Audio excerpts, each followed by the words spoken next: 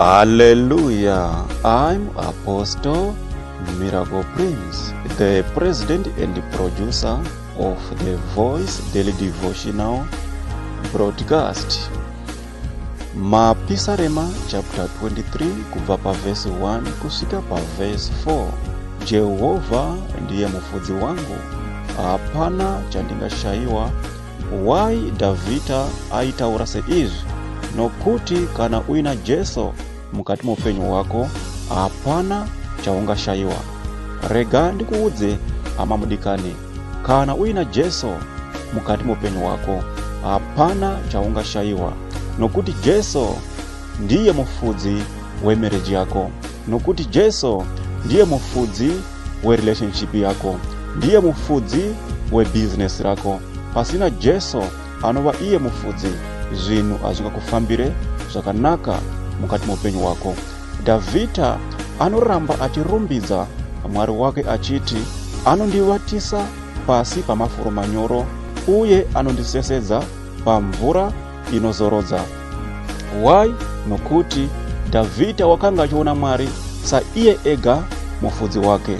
Haleluya. Anoramba achiti, anoponesa mweya wangu, anondifambisa panzira dzokururama nokuda kwezita rake.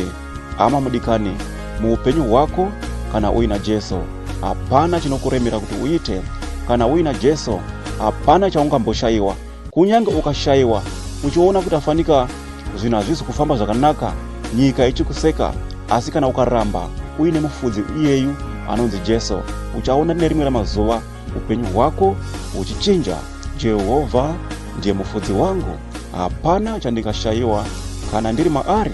Jehovha ndiye mufudzi weupenyu hwangu, kunyange upenyu hureme sei, kana ndina Jesu, hapana chandingashayiwa. Why? Nokuti Jehovha ndiye mufudzi wangu, ndiye mufudzi weupenyu hwako. Kunyange upenyu hureme sei, ndiye muchengeti weupenyu hwako. Kunyange zvikuremere sei, ndiye mufudzi wezvese zvaunoshuvira kuti uve nazvo mukati muupenyu hwako. Kana asipo iye Jesu, hapana chingakufambira mukati muupenyu hwako. Jehovha ndiye mufudzi wangu. Haleluya.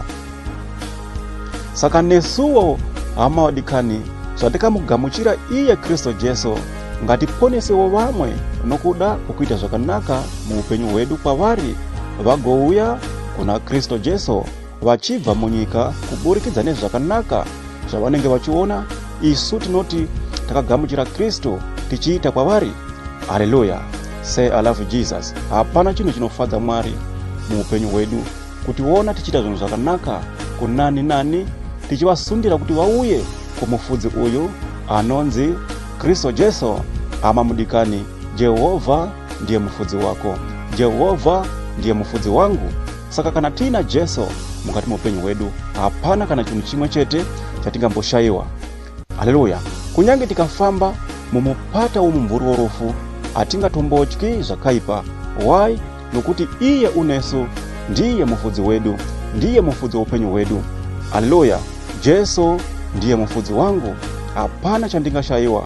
Kunyange ndikarwara, iye unenge aineni, because he is Jehovha Rapha. Haleluya. Kunyange zvinhu zvireme sei, usarase tariro. Ama mudikani muna Kristu Jesu, ziva kuti iye unesu haatirase. Jehovha ndiye mufudzi wangu.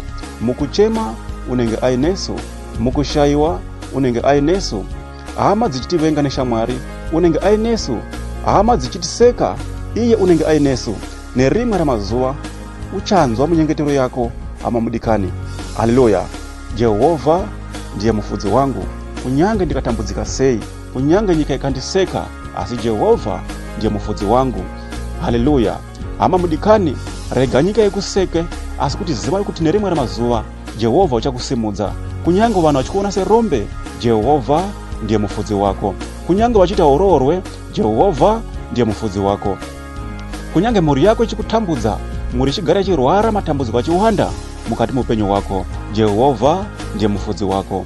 Usatambudzika hama mudikani, nezita raJesu Mwari vachakurangarira. Haleluya. Amen.